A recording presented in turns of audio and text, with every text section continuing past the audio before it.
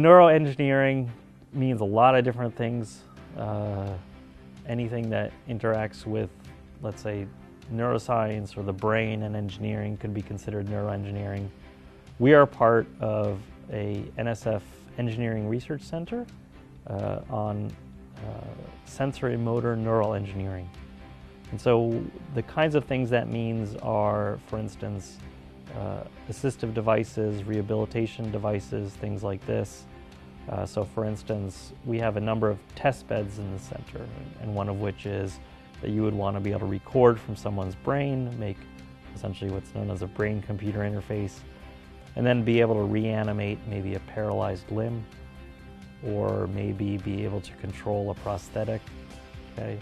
That's a very invasive test bed, very long term. You might have something a little bit sooner, which is, could I be able to control a robot by voice that would help me bring me a can of soda? Okay, that's much sooner to market, but it's still sensorimotor neural engineering from our point of view.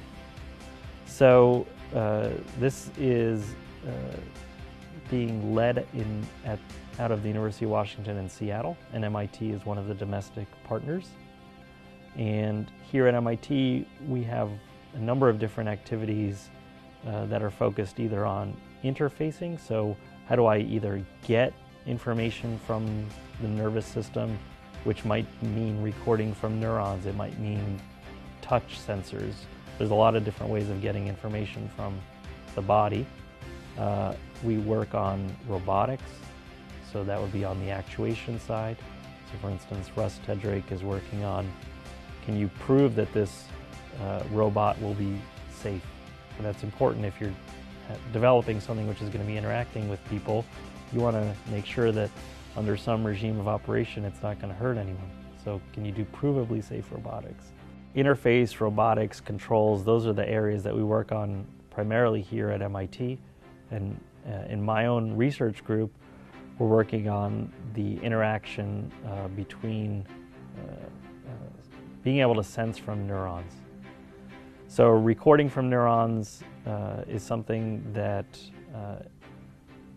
isn't microfluidics per se, but it's microtechnology.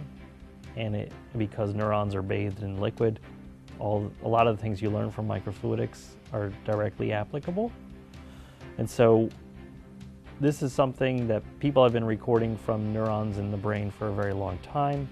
In fact, there was a demonstration just this past December of a woman being able to control a prosthetic with using electrodes that were implanted in her brain.